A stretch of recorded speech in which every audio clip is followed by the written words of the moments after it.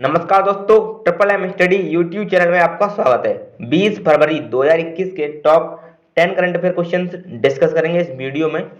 तो चलिए शुरू करते हैं। देखिए प्रश्न है, कंचौथ त्योहार को कहां पर मनाया गया है? कंचौथ त्योहार को कहां पर मनाया गया है? तो सही उत्तर हो जाएगा इस प्रश्न के लिए ऑप्शन नंबर डी, यानी कि जम्मू एंड कश्मीर। ठीक है, जम्मू कश्मीर इसका सही उत्तर हो जाएगा। चलिए अब देख लेते हैं इसके बारे में, जम्मू कश्मीर की करंट अफेयर्स।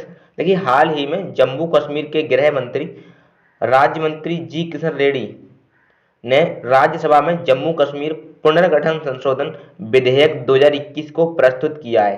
ठीक है, जम्मू कश्मीर के गृह राज्य मंत्री जी किशन रेड्डी ने पुनर्गठन संशोधन विधेयक 2021 प्रस्तुत किया है। यह विधेयक जम्मू कश्मीर पुनर्गठन संशोधन अध्यादेश 2021 का स्थान लेगा। ठीक है, देखिए हाल ही में जम्मू एंड कश्मीर के उपराज्यपाल मनोज सिन्हा की अध्यक्षता में हुई प्रशासनिक परिषद की बैठक में जम्मू कश्मीर में औद्योगिक विकास के विस्तार के लिए जम्मू कश्मीर औद्योगिक भूमि आवंटन नीति 2021 से 30 को मंजूरी दी गई है। ठीक है, हाल ही में प्रधानमंत्री श्री नरेंद्र मोदी की अध्यक्षता में केंद्रीय मंत्रिमंडल ने केंद्र शासित प्रदेश जम्मू कश्मीर के किश्तवाड़ जिले में चिनाब नदी पर स्थित 850 मेगावाट की रतले पनबिजली को मंजूरी दे दी है। मुख्य बिंदु इस परियोजना की कुल लागत 5281.94 करोड़ रुपए होगी।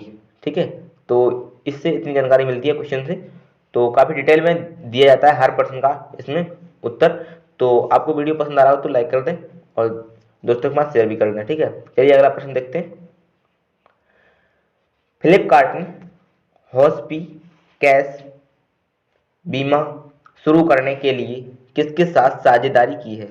ठीक है, फ्लिपकार्ट ने बीमा एक शुरुआत करने की शुरू की है जो है हॉस्पी कैश। ठीक है, तो इसका सही उत्तर रहेगा option number B, ICICI Lombard.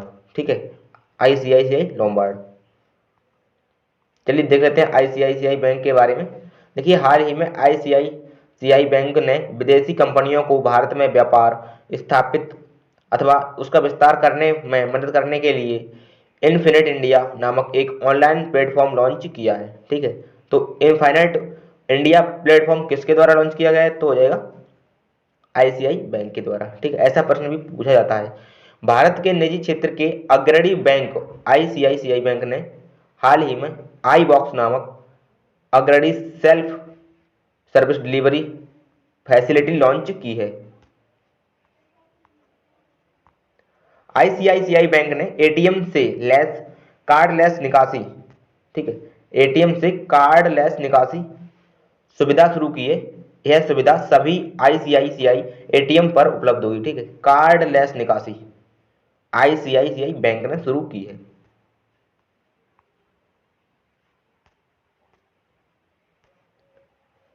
अगला प्रश्न है, मानवाधिकार परिषद एचआरसी सलाहकार समिति के पहले भारतीय अध्यक्ष के रूप में किसे नियुक्त किया गया है? दोस्तों ये क्वेश्चन आपके लिए काफी इंपॉर्टेंट हो जाता है क्योंकि इसमें पहले भारतीय अध्यक्ष चुने जा रहे हैं। ठीक है, मानवाधिकार परिषद, तो इसका सही उत्तर हो जाएगा ऑप्शन नंबर ए।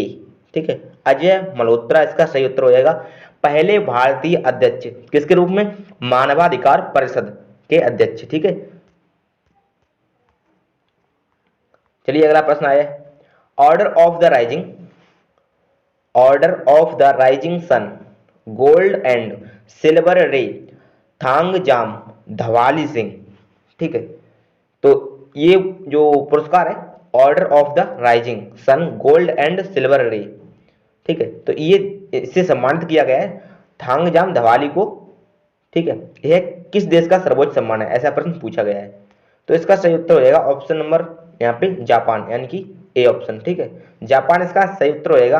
देखिए यहाँ पे काफी लंबा इस पुरस्कार का नाम है, order of the rising sun gold and silver ray. इतना यहाँ से इतना लंबा ये इस पुरस्कार का नाम है, order of the rising sun gold and silver ray. तो ये थांगजाम धवाली को दिया गया है। ठीक है, ये जापान का एक सम्मान है। तो जापान के बारे में देख लेते हैं। देखिए जापान को सूर्योदय का देश कहा जाता है, ठीक है, सूर्योदय का देश कहा जाता है, और सुकुमार फूलों का देश और पूर्व का ग्रेट ब्रिटेन के नाम से भी जाना जाता है। यानी कि इसको 3 नामों से जाना जाता है। नंबर 1 सूर्योदय का देश, सुकुमार फूलों का देश और पूर्व का ग्रेट ब्रिटेन, ठीक है। तो इनमें से कोई भी प्रश्न आराम से आपके एग्जाम में पूछा जा सकता है, क्योंकि ऐसे ही प्रश्न कई बार पूछे जाते हैं, जैसे इनके उपनाम होते हैं ना, तो उसके हिसाब से। तो पूर्व का ग्रेट ब्रिटेन और ये सुकुमार फूलों का देश काफी इंपोर्टेंट है, ठीक है। होन्शु द्वीप जापान का सबसे बड़ा द्वीप है। इस पर जापान का सबसे बड़ा द्वीप शहर राजधानी टोक्यो बसा हुआ है। इसी पर जापान का सबसे बड़ा मैदान क्वांटो स्थित है। इस द्वीप पर टोक्यो के पास विश्व का सबसे बड़ा ज्वालामुखी है, ठीक है, विश्व का सबसे बड़ा ज्वालामुखी है। फ्यूजियामा सुषुप्त अवस्थित है, ठीक है। कौन सा ज्वालामुखी है? तो फ्यूजियामा, जो कि सुषुप्त अवस्था में है, यह टोक्यो के पास स्थित है। यह विश्व का सबसे बड़ा ज्वालामुखी है, ठीक है। इस द्वीप पर जापान के सबसे अधिक ज्वालामुखी स्थित है। इस द्वीप पर बीवा झील स्थित है, ठीक है, बीवा झील है जो इसी द्वीप पर स्थित है। कौन सा द्वीप है? ओनसू द्वीप, ठीक है, स्टार के पास। अब देखते हैं जापान के प्रमुख औद्योगिक क्षेत्र। ऐसा प्रश्न भी आता है, जैसे जापान का मैनचेस्टर तो ओसाका, जापान का पिट्सबर्ग तो यावाटा, और जापान का डेट्रॉइट या फिर ब्रेडफोर्ड तो नगोया, ठीक है। चलिए अगला प्रश्न है, हाल ही में किसे Skoch chief minister of the year award से सम्मानित किया गया है? बहुत ही इंपॉर्टेंट प्रश्न है आपके एग्जाम के लिए। क्या है Skoch chief minister of the year? तो इसका सही उत्तर हो जाएगा option number YS Jaganmohan Reddy, ठीक, ए ऑप्शन इसका सही आंसर हो जाएगा।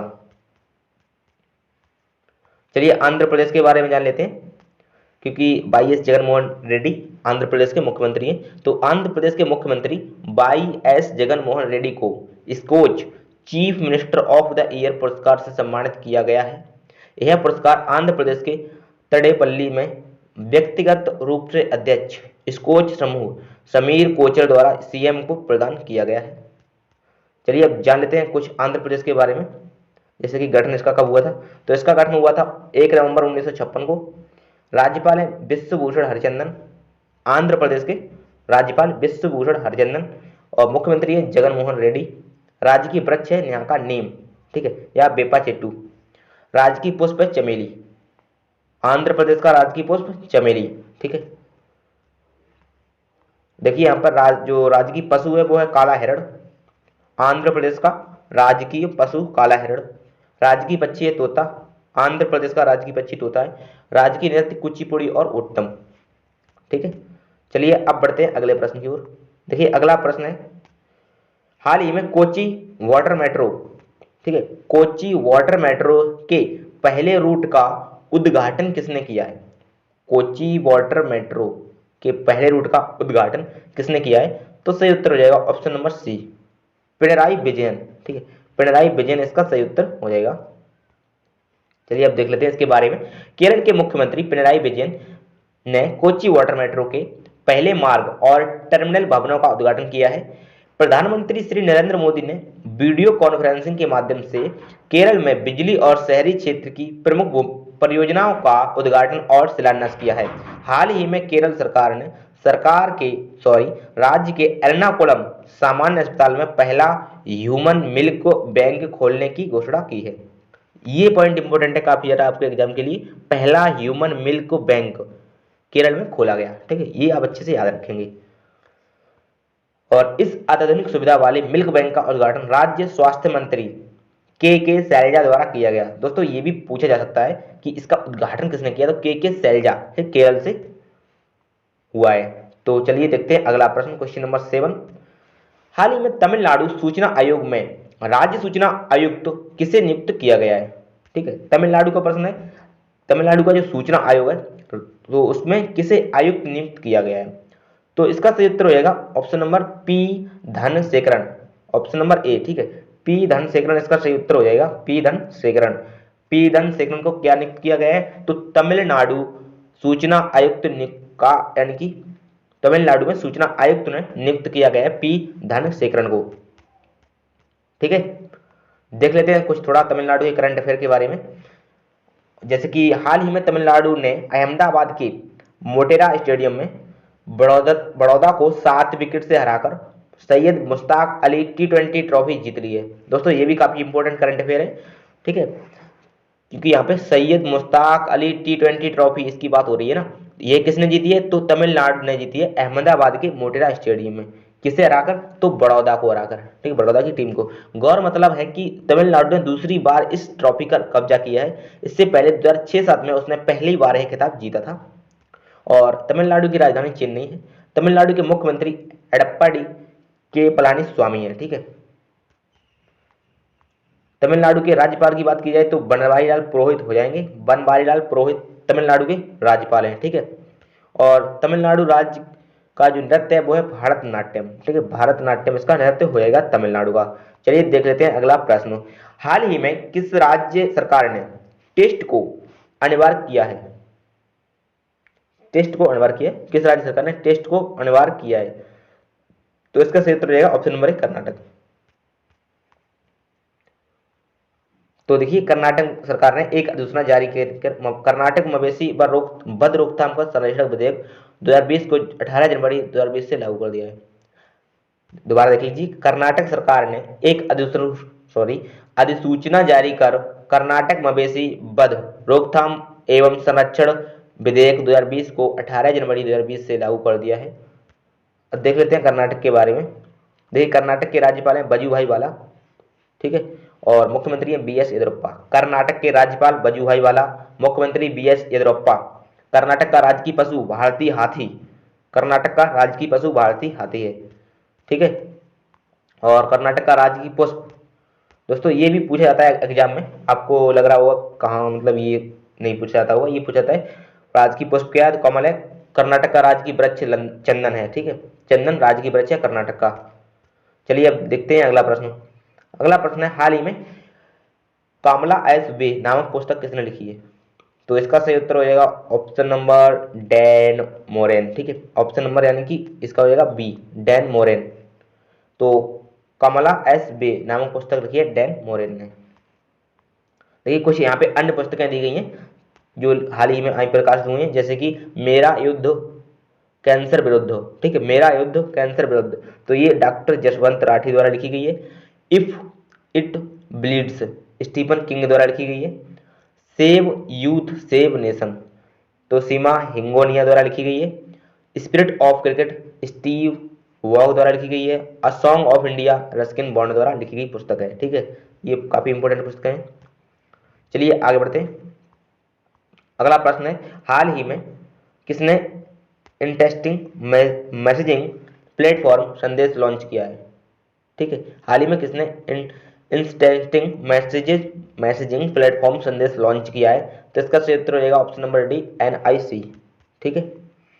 देखिए NIC का फुल फॉर्म होता है नेशनल इंफॉर्मेटिक्स सेंटर, यानी कि राष्ट्रीय सूचना विज्ञान केंद्र, राष्ट्रीय सूचना विज्ञान केंद्र। इलेक्ट्रॉनिक और सूचना प्रौद्योगिकी मंत्रालय के तहत आने वाले राष्ट्रीय सूचना विज्ञान केंद्र NIC ने संदेश नामक एक त्वरित मैसेजिंग प्लेटफॉर्म शुरू किया है। NIC ने अगस्त 2020 में इस ऐप का पहला संस्करण जारी किया था।